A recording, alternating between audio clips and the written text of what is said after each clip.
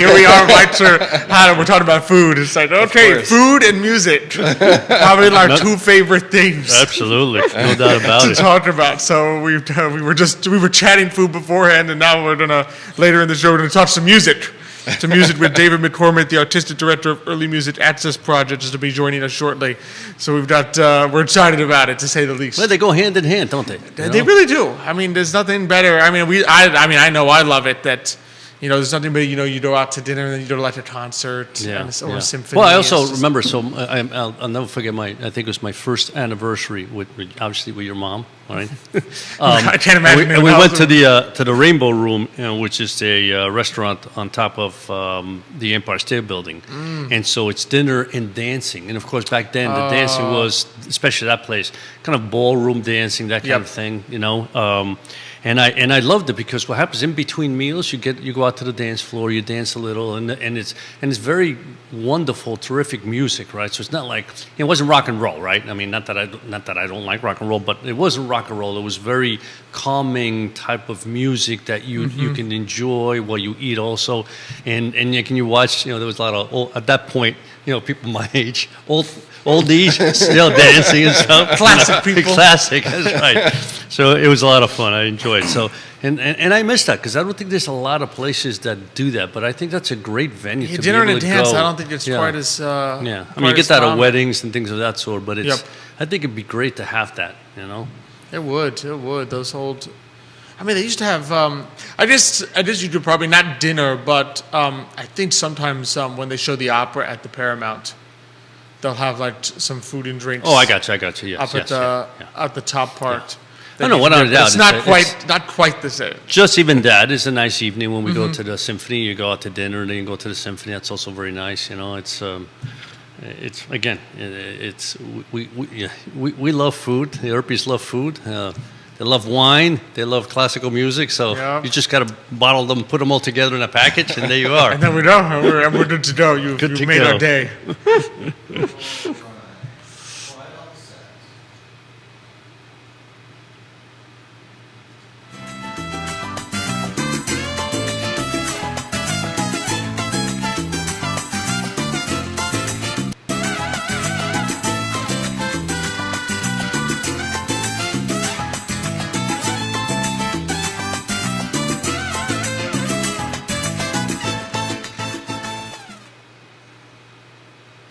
Good morning, everyone, and welcome to Today y Mañana. I'm Alex. This is Xavier. We're very excited to have you joining us this morning on a definitely chilly, I was just cold, thinking. I rainy. just looked at you, and you got so peppy, and I said, "That's what we need on a day like this because."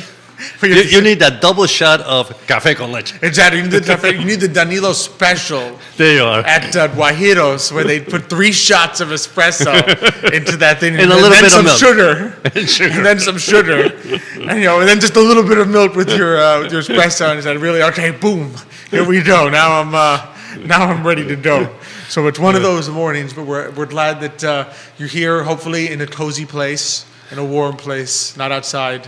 Watching Today y Mañana. It'd be tough to be watching this outside, though. That's what I'm saying. I hope it's not out there on the phone. I don't think anybody's really doing that. I hope not. God forbid. Dead inside, but warm. And join us for some Today y Mañana. I'm glad you're here. Oh, I'm delighted to be here as Once always. again, able to see much better. For those who don't know, see I'm halfway. one eye. See halfway. One eye. For those who don't know, Xavier got his vision improved in one eye, and then soon he'll get. Let's just put it this way: if he's not here next week, it's because he's improved in the other eye. So we're glad about that, of course.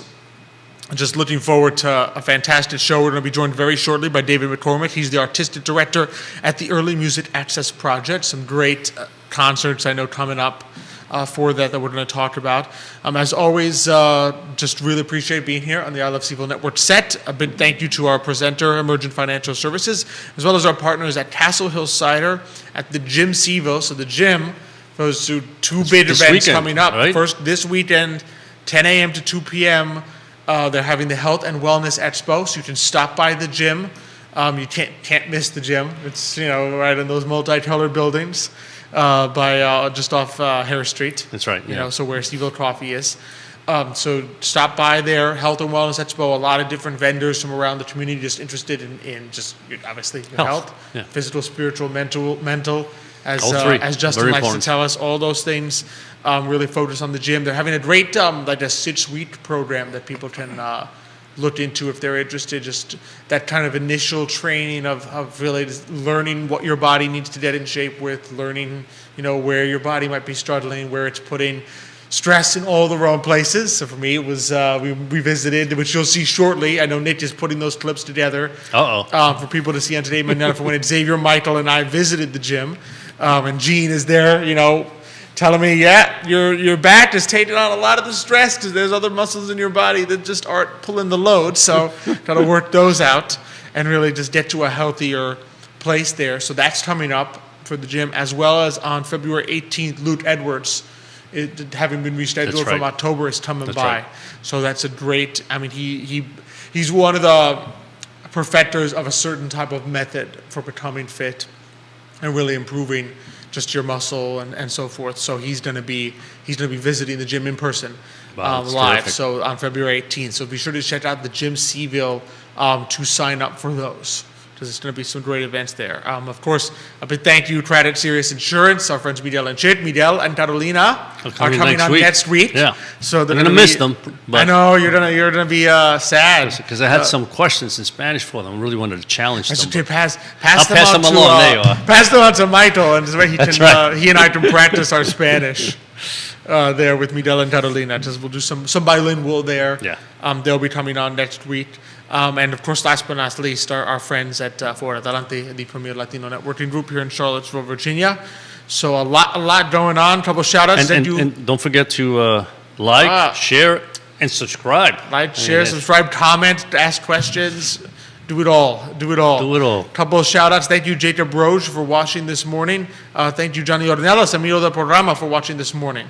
So we got some people already tuning in. It's been like, what have we been on for 2 minutes?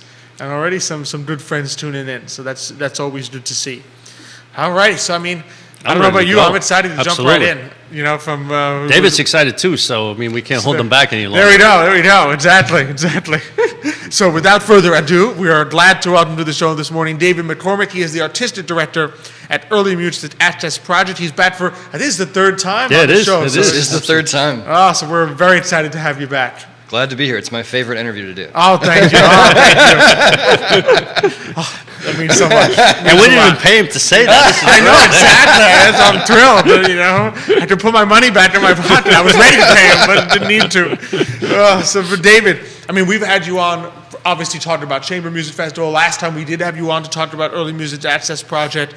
So for those who are new to the program, tell us a little bit about yourself and the Early Music Access Project. What is that? What can people kind of expect if they go visit the website and learn more about it?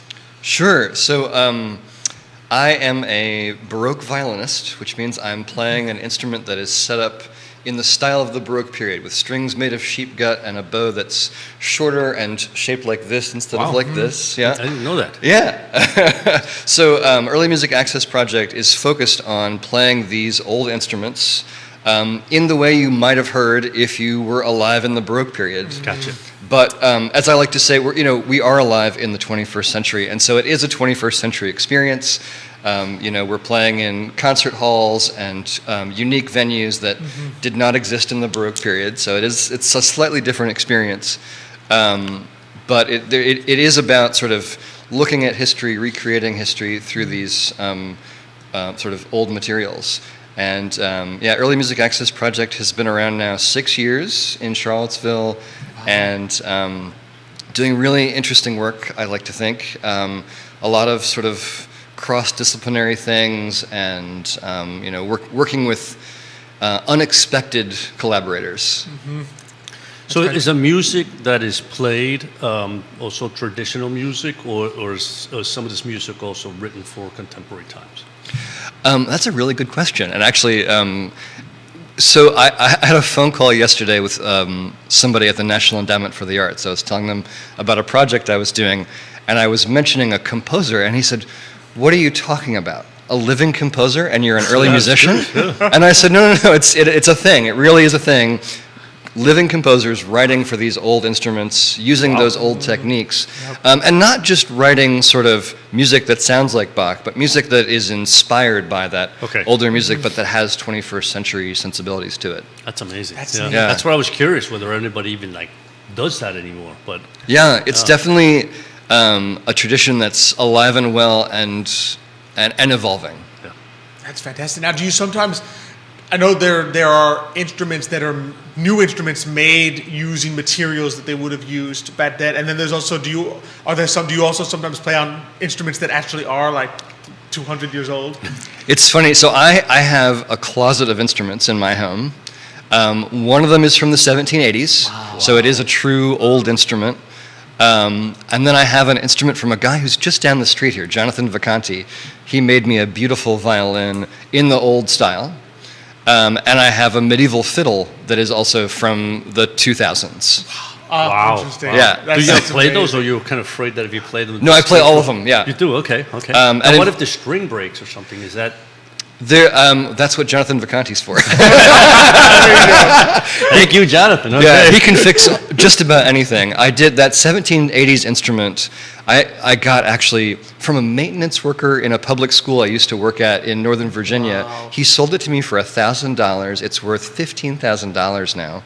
Wow. And it looked like it was about to explode when he gave it to me. There are cracks that have been fixed over hundreds of years. You know, people kept fixing and making it work, which is an indication that it's a special instrument, because otherwise it would have just ended up in a trash heap. That's a good point. Yes. But I was always afraid it would explode, and it did in fact explode in 2020. The neck came off in a very unfortunate way. I took it to Jonathan, and he said, "This is months of work to repair. I don't have time to do it. I'm going to send it to my friend in, I think it was Rhode Island or something." And so I didn't have that instrument for 5 months. Wow. Yeah. It didn't take her 5 months to fix it, but I was in between shipping and exactly. I was in a line, and she sent it back to me with a new neck. So it does have a 21st century neck on it. Do you think that's probably what happens time after time? I mean, there's no, even if you were to go and purchase like spend $15,000 on a 700, someone's fixed it at some point. I mean, the strings always, of course, it's never the same strings. Probably, people have, like you said, if it's a good instrument, people have patched it up and made it work for 200 years, which is the kind of the beauty of it. You're seeing the history of the instrument, the history of music, not just as a snapshot, but as moving through time. And there's actually a dirty little secret about all like the Stradivarius and Amati and Guarneri instruments, which is that almost none of them are in the condition they were in when they were built, because the neck angle changed over time on violins. It got more sort of severe to ratchet up the tension to make instruments louder. So an original Stradivarius would have had kind of a neck that comes straight out from the body. And they've reset those necks in most of the Strads. So if you go to the Library of Congress and see those instruments, I would say 9 out of 10 of them have been massively remade. Wow, That's interesting. Yeah. That's amazing. Oh, that's some fans watching. Linda McCormick. That's my mom. Listening. Thank you, Linda. Thank you, Linda. Lisa Doler is listening. It's my board treasurer. Oh, there you go. All right. The board treasurer gave us 2 hearts, so she's loving the show this morning. And who else we got? And Guillermo Salas Suarez. Watching the show this morning. He's an Early Music Access Project musician. Wonderful. Guillermo, thanks for watching. Absolutely. Muchas gracias for watching the show this morning. I know I love it anytime we did Latinos watching the show. Nice. I'm gonna get excited. I'm gonna get excited. Fantastic. So, one thing that I'm really excited, so obviously we're going to talk about some upcoming things for Early Music Access Project, Winter Songs and Stories. So this is coming up on February 13th and 14th, so obviously a great Valentine's Day gift. Absolutely. For someone, or for you and your special someone. So Winter Songs and Stories, what can people expect when they go to see this? I know you got some great musicians, you have a master storyteller, I understand, but what is Winter Songs and Stories? Yeah, I'm curious myself. Yeah, this is a really interesting collaboration between a storyteller and some musicians.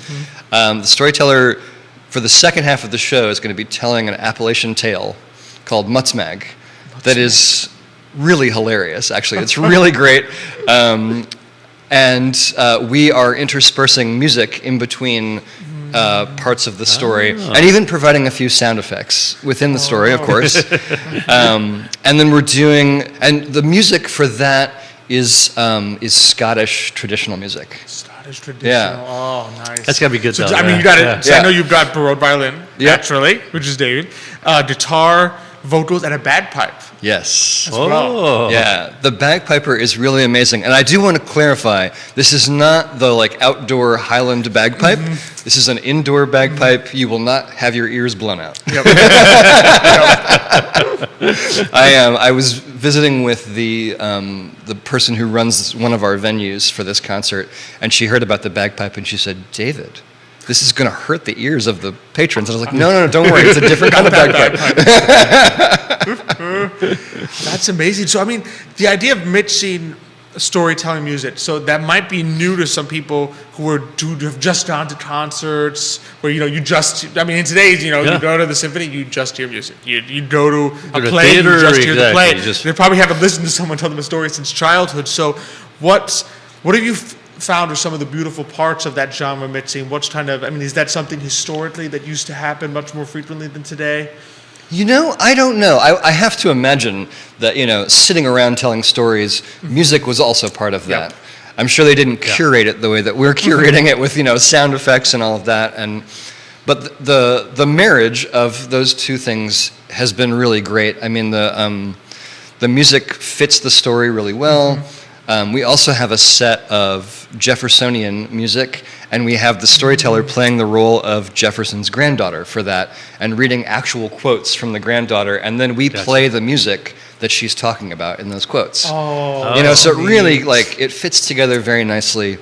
And then we're also doing some Shakespearean music, in part to celebrate one of our venues. On the Monday the 13th, we're going to be out at Blackfriars Playhouse in Stanton, which is an authentic venue. This is what this looks. It's an exact replica of what Shakespeare would have known.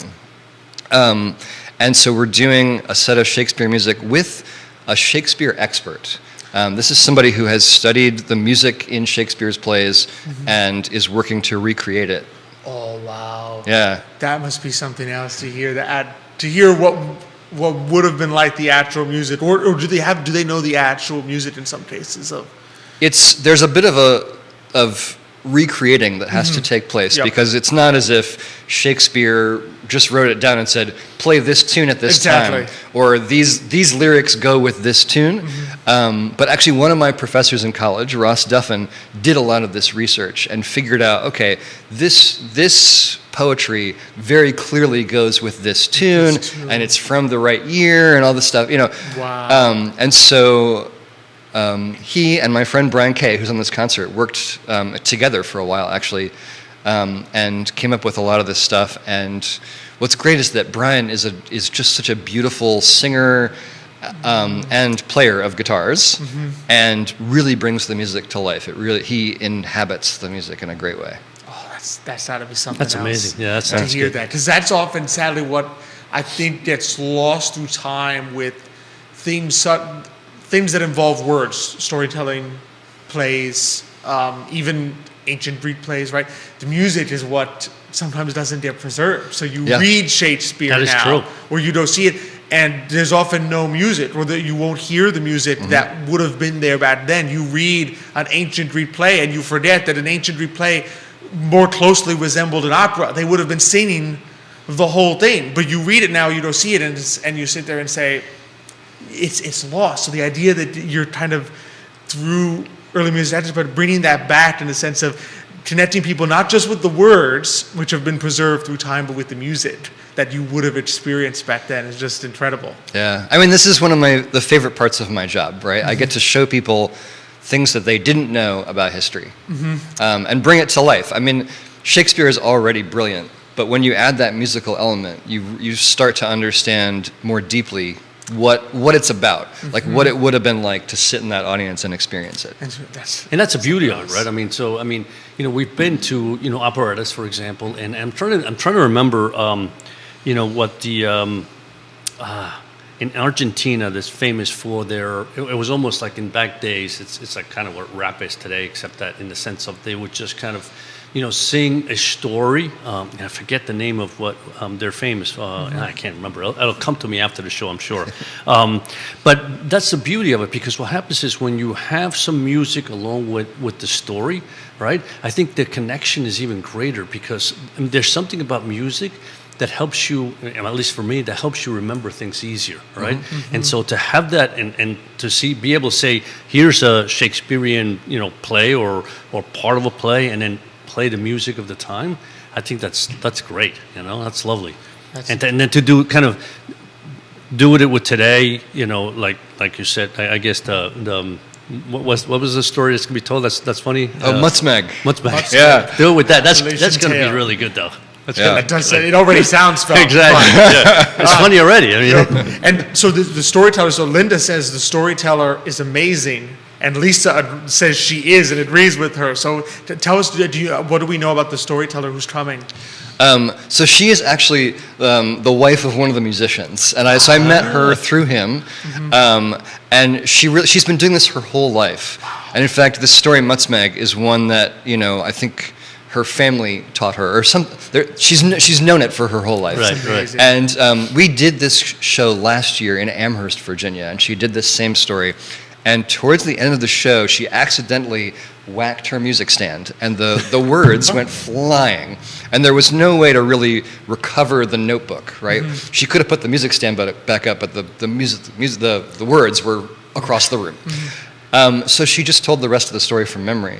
And she had it. It was all up there. Unbelievable. And it was actually, in a way, it kind of worked out. It made the camera angles better for the recording. and she was, looser and freer with it. And it was brilliant. But yeah, it's in her bones. It's in her DNA. I think there are probably generations of storytellers in her family, whether formally or not.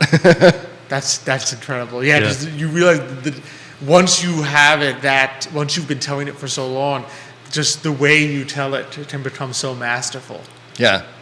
It's funny. I always feel like in families, there's always like one or two people that have the ability to remember things either from their childhood, but they have a way to embellish that in such a way that when they tell the story, right, it's funny, and even if the event wasn't like the funniest of all, the way they say it and they're laughing through it, it just makes it hilarious, or makes it funny and makes it enjoyable, right? And that's the beauty, because that's a way for people to learn about, like you would hear from your grandmother, whatever. Now you knew what life was back then, and you heard it in a story, and then to be able to add the music to it, that's even better.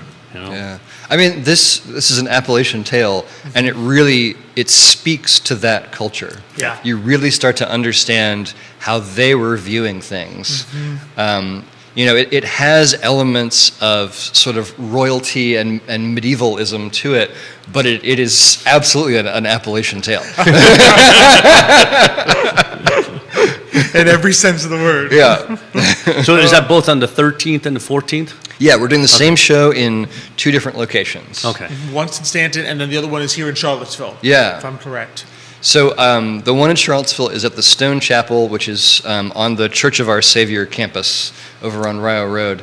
It's a historic building. It's over 100 years old. Wow. It's quite small, so we've only allocated 60 tickets for this concert. So don't wait on that one. 51 of them have sold, so there are only 9 tickets left for the Charlottesville concert. Blackfriars is a much larger venue, obviously, so we do have tickets left for that. You could even come to the door on the day of the concert. But don't wait for the Charlottesville one if you're thinking about it. It's possible even that we're at 0 tickets now. No, so you better check it out quickly. Don't wait till the end of the show.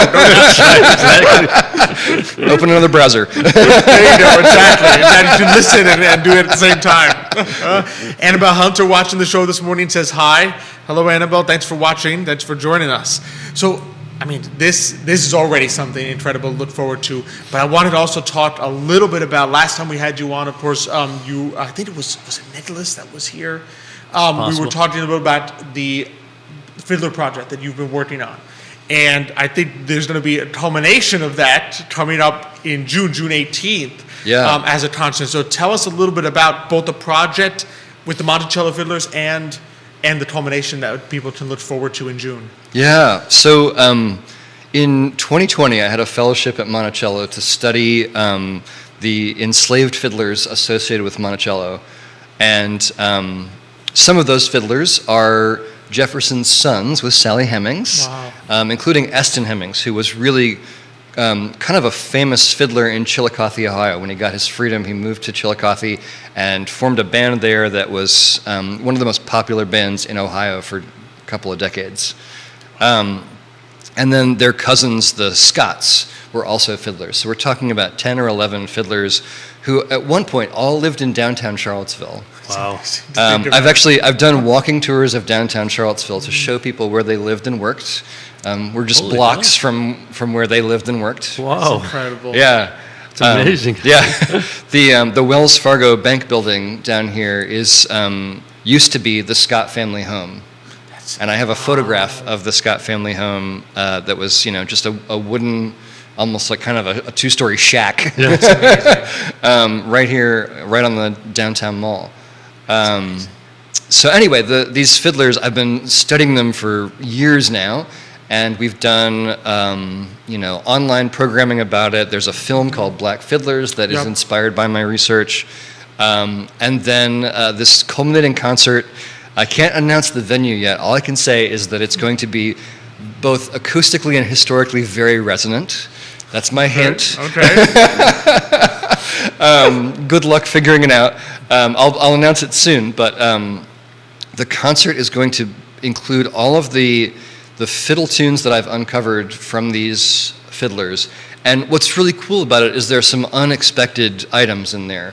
There are dances from the most popular operas of the day that I haven't found anywhere else as repertoire for fiddlers at that time. Interesting. So they definitely had kind of a unique repertory, and were very popular. The Scotts played for every sitting U.S. president from Jefferson through for 50 years beyond that. Oh, wow. Yeah.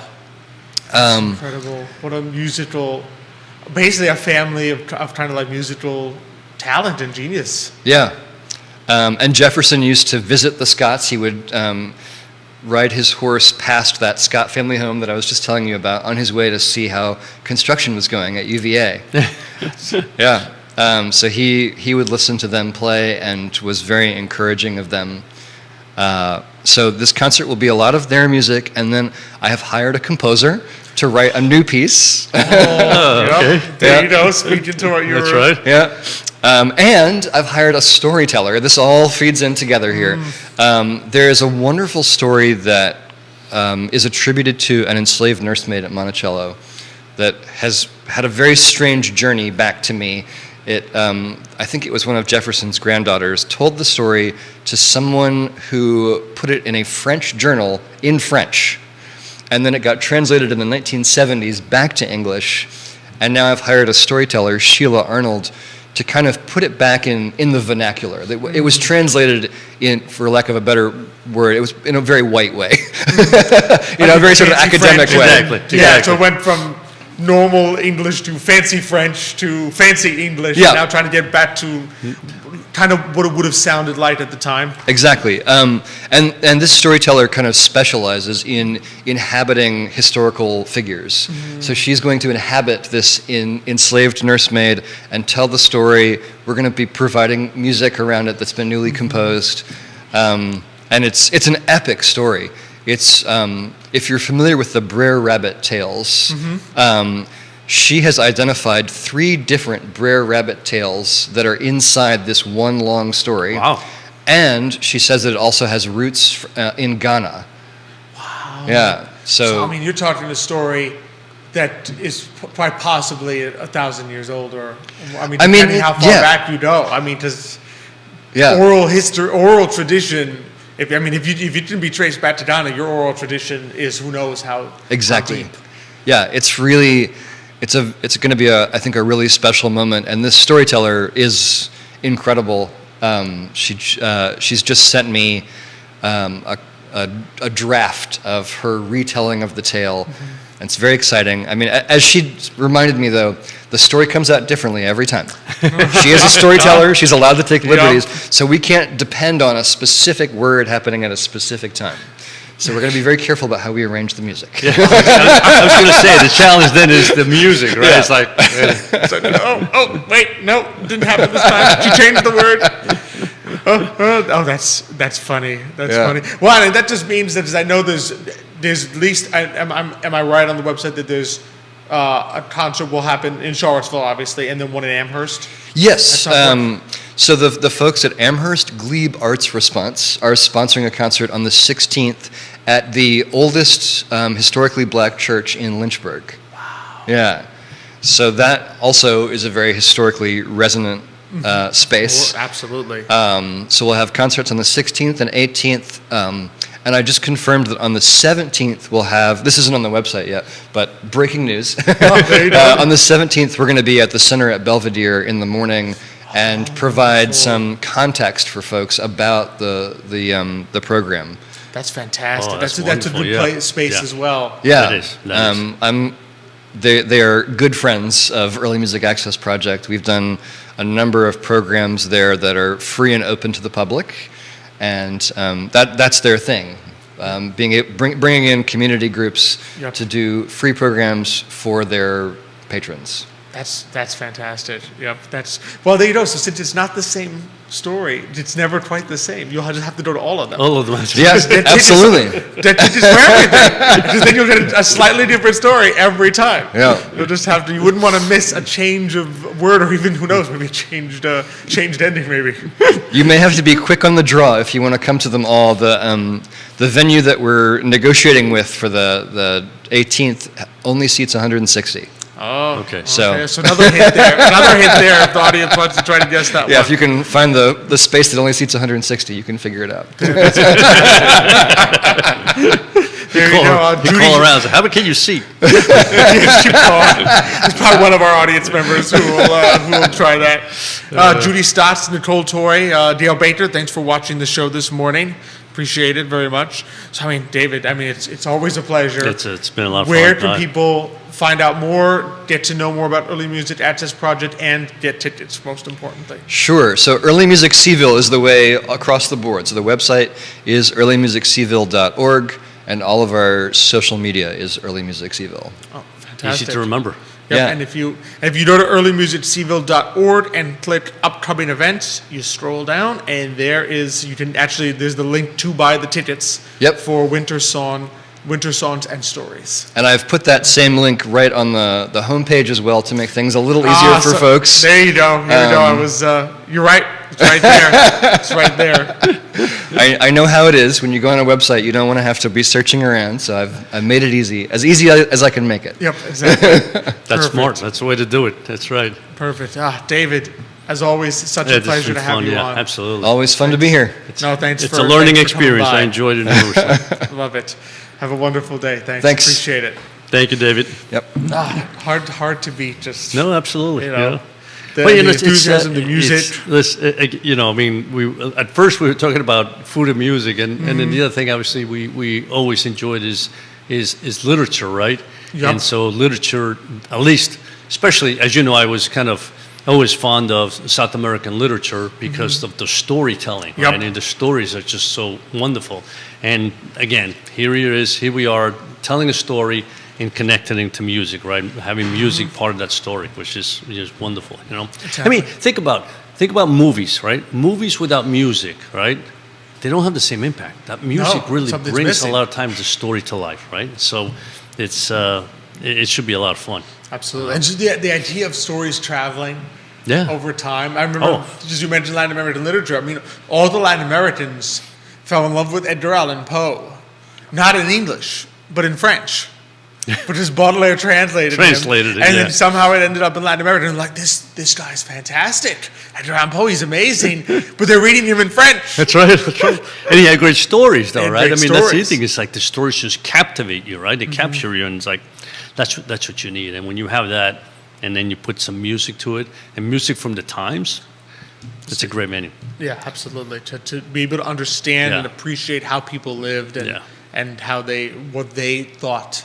Sort of get, like you said, get into their mindset through these stories. Sounds like a fun job, right? It does. It does. You can tell David enjoys it. Absolutely.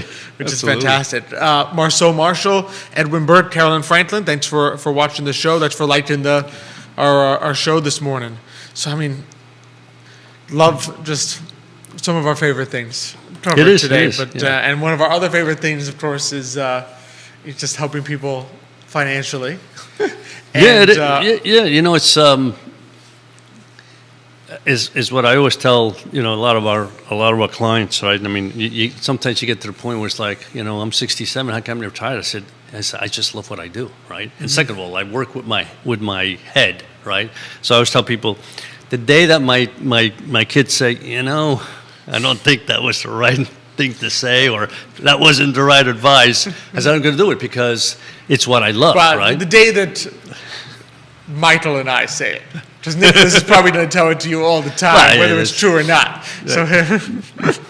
But it's so again, to us, it's an enjoyment. It's because one, we enjoy what we do. Absolutely. But as you always say, and it's the truth. I mean, it's we enjoy helping others begin to recognize that there are ways for them to achieve specific goals, exactly. right? And then obviously we're talking about financial goals, right? And so, we do the work, and it's like David, he does the work, puts it together, and then it comes out, right? And so it's kind of the same thing. We do the legwork, and then try to be able to help everybody, because everybody's goal is somewhat different. I always tell you, when people come to our office, I look at it as it's pieces of a puzzle, right? And you have to get those pieces and try to put that puzzle together for them, right? Because it's their pieces. I can't take somebody else's pieces and make a puzzle for them, right? And that's the beauty. I mean, that's kind of part of storytelling. I mean, how many times do the clients come in and they're telling you stories? Telling you their story. And through their stories, you realize what it is that they enjoy about life, what they're trying to achieve, and then you begin to put, a strategy for them together, right? Exactly. So that they can achieve that, right? But I thought, and I know you had some interesting data that you want to share, and certainly, as most people probably know, yesterday the Fed made a decision to raise rates another quarter of a point. What I thought was interesting was his Powell's comment. He says that disinflation process has started. And I'm saying disinflation? I'm not sure we're seeing disinflation, but I guess what he's trying to say, the slow... Well, if you notice, inflation is slowing down. Exactly. He's using a very pointed term there, because inflation, prices go up. Deflation, prices go down. Right. Disinflation means prices are still going up, but not as fast. Not as fast, yeah. In other words, because if you think about it, the inflation rate goes from 8% to 6.5%. Prices are still going up. 6.5%. They're still 6.5%, right? They're still 6.5% higher than they were, but they're not going up as fast. Exactly. Hence, disinflation has begun. But that's nowhere near stabilization of prices nor a decrease in the price level. Which is what we need. But I thought what was really interesting, Alex, was that I was looking at some stats, right? And this just really caught my fancy, right?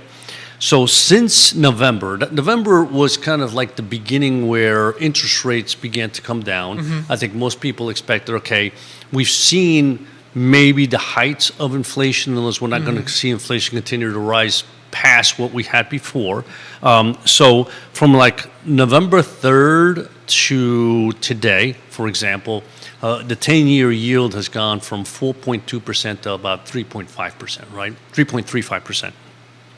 Which is almost a 1% drop. So that's actually even good for mortgages, right? Because 30-year mortgages are based off the 10-year Treasury, right? So that's actually good, right? But and so what I thought was interesting. So there's an index called the CRB index, which kind of tracks inflation. Well, that index was actually down about 0.8, and of course the majority of that was the fact that energy prices have come down right, for obvious reasons, right? But what I thought was really, really keen in what I saw was that gold prices since November 3rd till today are up 20%. Now you say to yourself, why are you saying that? Well, gold, historically, people buy gold as an inflation hedge. So why is gold going up when it appears that inflation's coming down?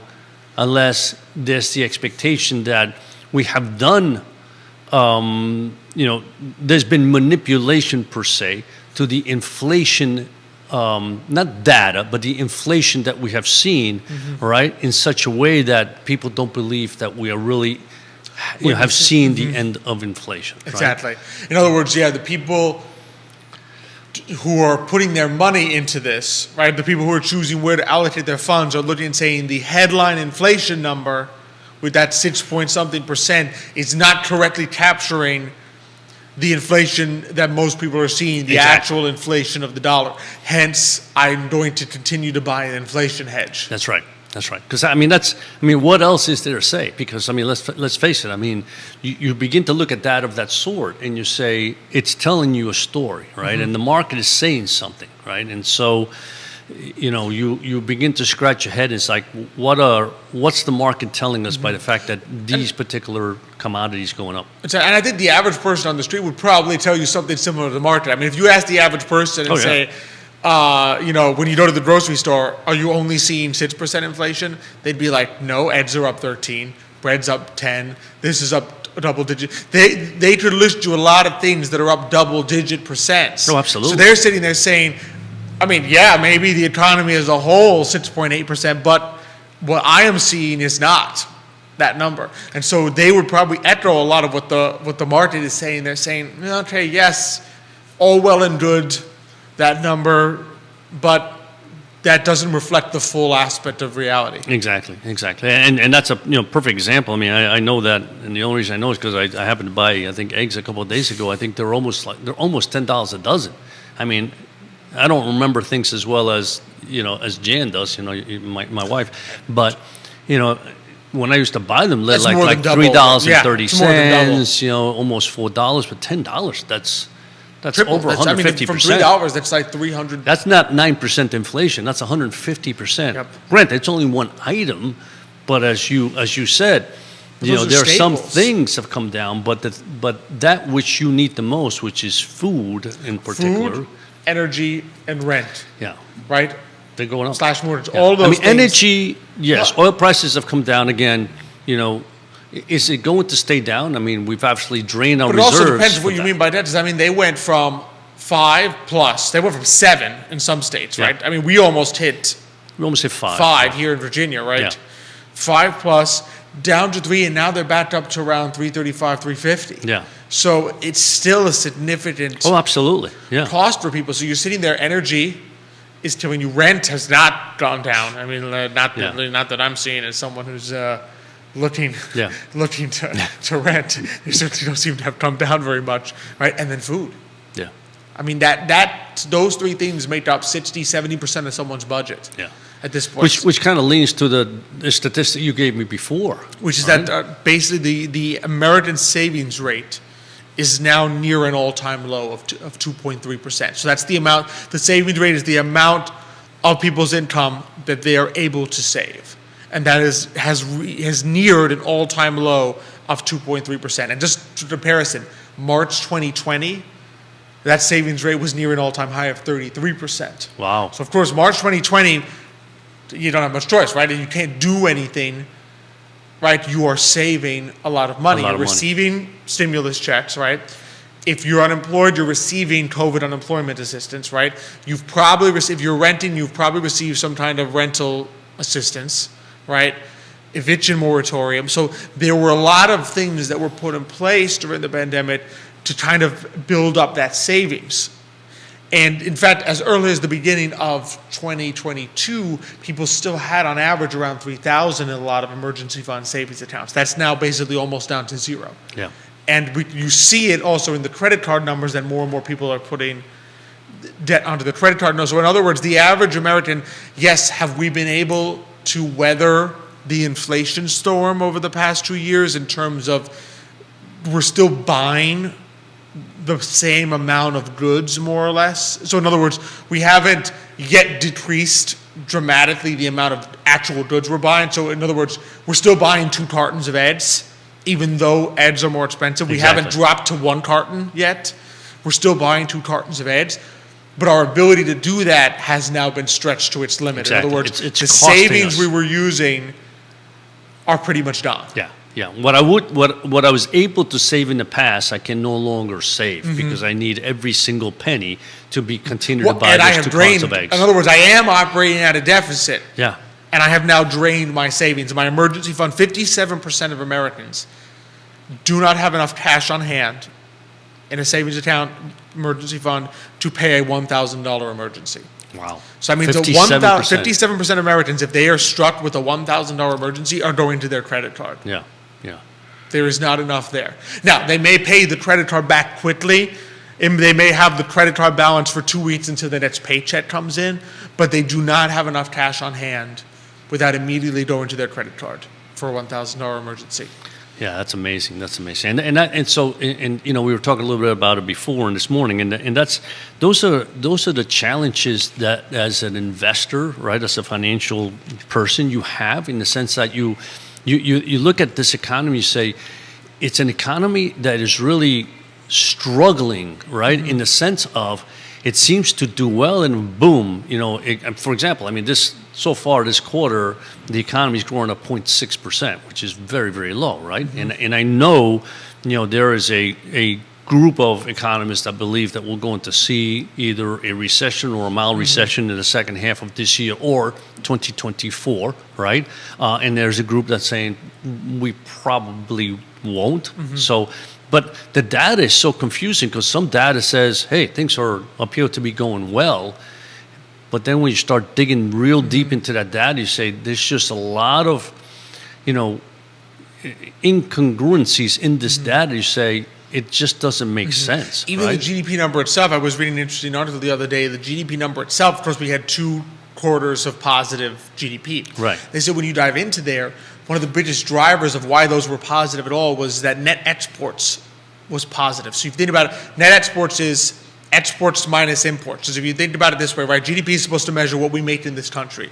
So exports, even though they're bought in another country, we made them here. Right. So they add to GDP.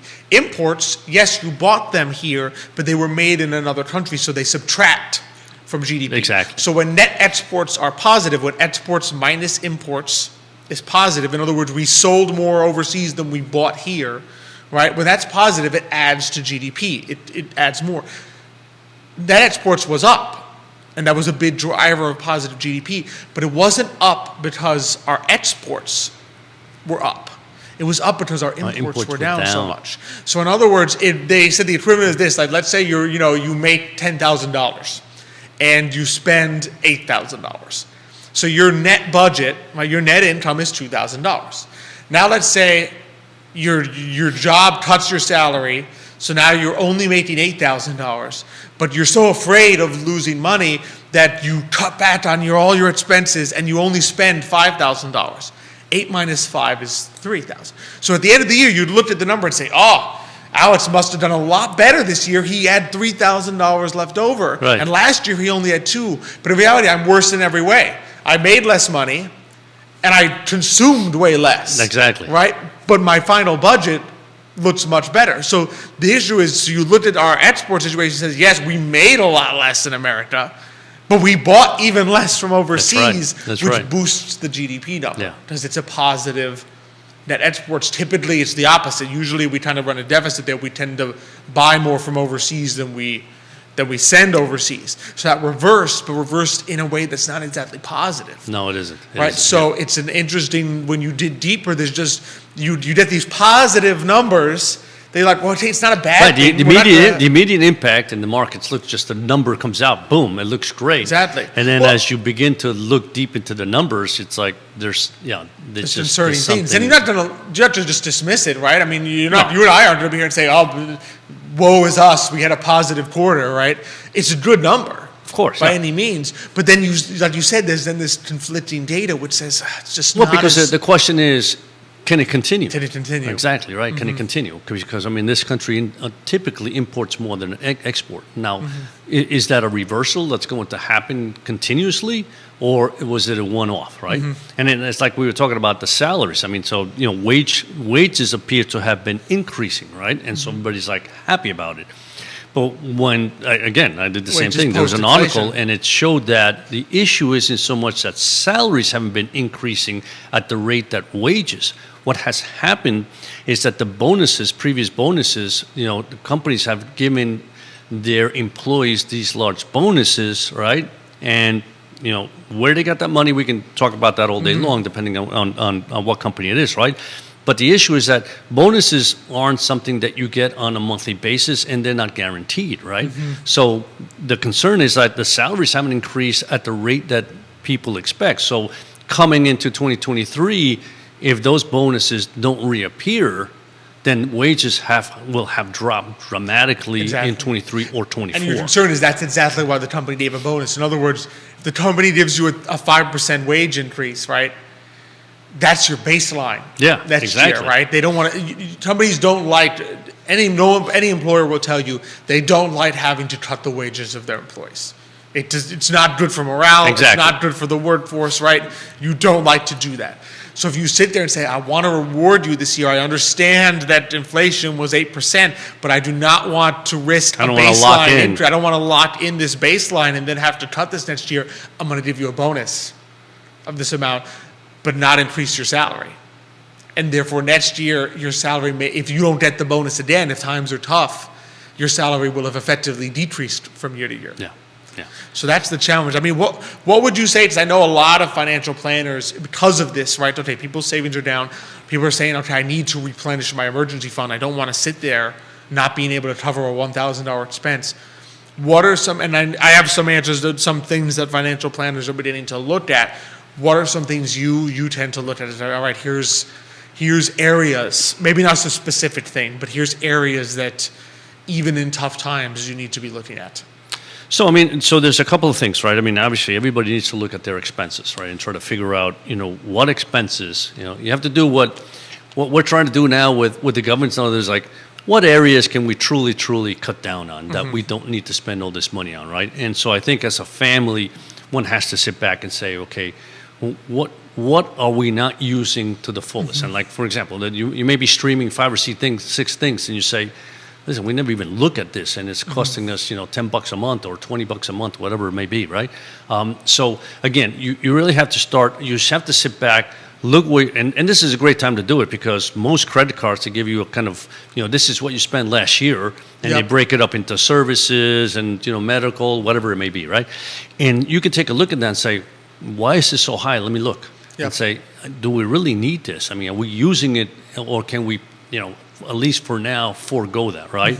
And the other thing you have to think about is, at least now, there are opportunities to save. If you can save, there are opportunities to invest and earn 4 or 5% on your money, right? So instead of just keeping it in the bank in a checking account, think about, can I put this money somewhere where it earns me a little more interest, right? And that ability now, that being able to do that in multiple ways with very little risk is there. So I would highly recommend, call your financial advisor and say, what can I do with this? Is there a way for me to earn some money on this? And then the last one is always think about a Roth if you can. Remember, a Roth is like a savings.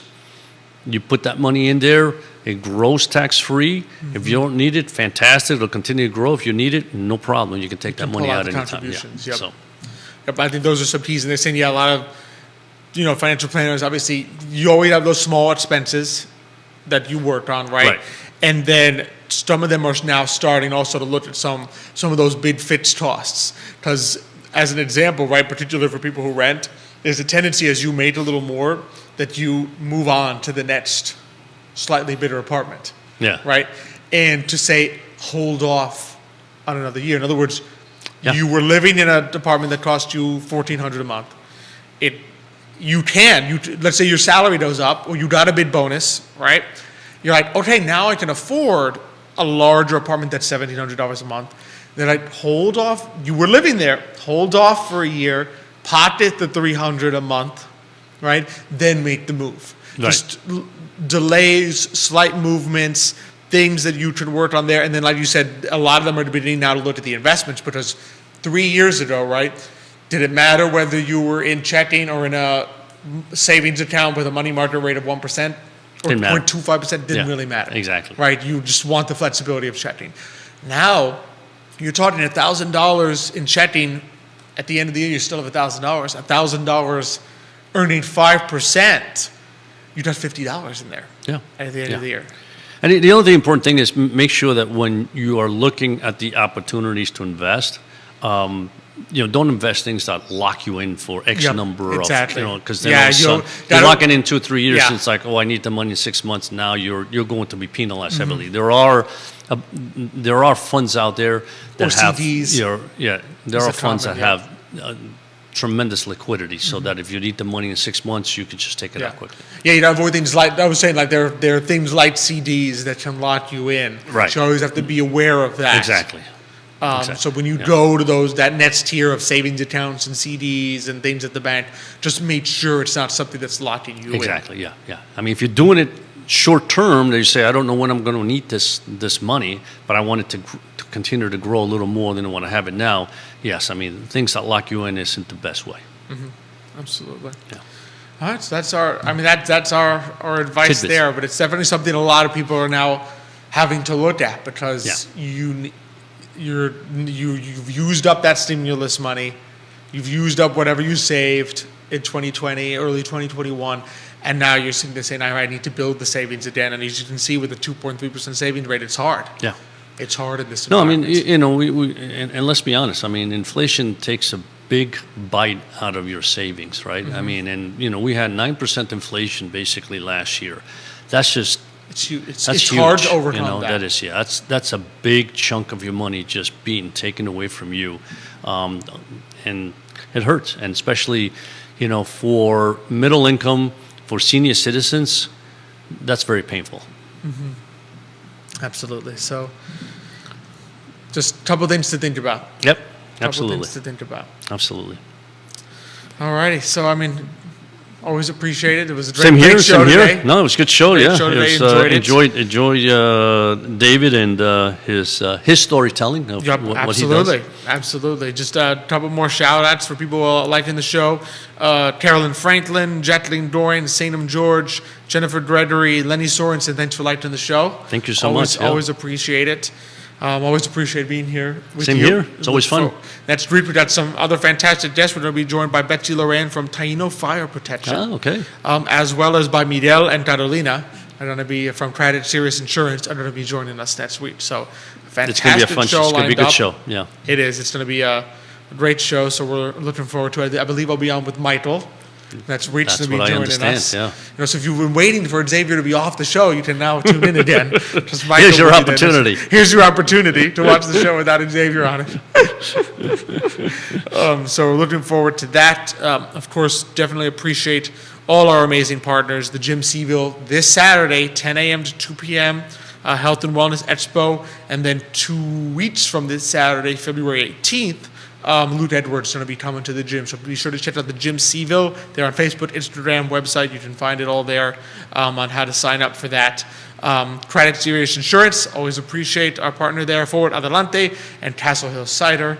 Still some good opportunities. I know there's going to be a Valentine's Day event at Castle Hill Cider. That's right. On the Sunday before Valentine's Day, just Valentine's Day is a Tuesday, so the 12th. As well as... but the whole weekend, wasn't it the whole weekend? It's the whole week. Okay. I think the weekend it starts before, on Friday, the 10th, 11th, and 12th. That's a good question. That's a good question. We can look it find up out. Yeah, if my memory serves me right, which doesn't always. Valentine, you were correct. February 9th through the 12th, cider and beer. I was paying attention. You were paying attention to Rob when he came on. So Valentine's weekend, February 9th to 12th, cider and Deer Hearts pairing at Castle Hill Cider. And then, of course, you can keep an eye out coming soon. Dates are not there yet, but coming soon, the Royal Tea at Castle Hill Cider. Yeah, that's right. Yeah. So some fun things coming your way at Castle Hill as well. And, of course, presented by Emergent Financial Services, and love being here on the I Love SeaWorld Network set. Thank you so much, Xavier, for joining us, being with me. Thank you, Alex, for inviting me today. Oh, no, love being here with you. Love inviting you. Thank you so much for the audience, for the participation, the comments, and Absolutely. Just liking and sharing the show this morning. Thank you, Judah, behind the camera. Look forward to seeing you all next week. But until that time, stay warm out there, and hasta mañana.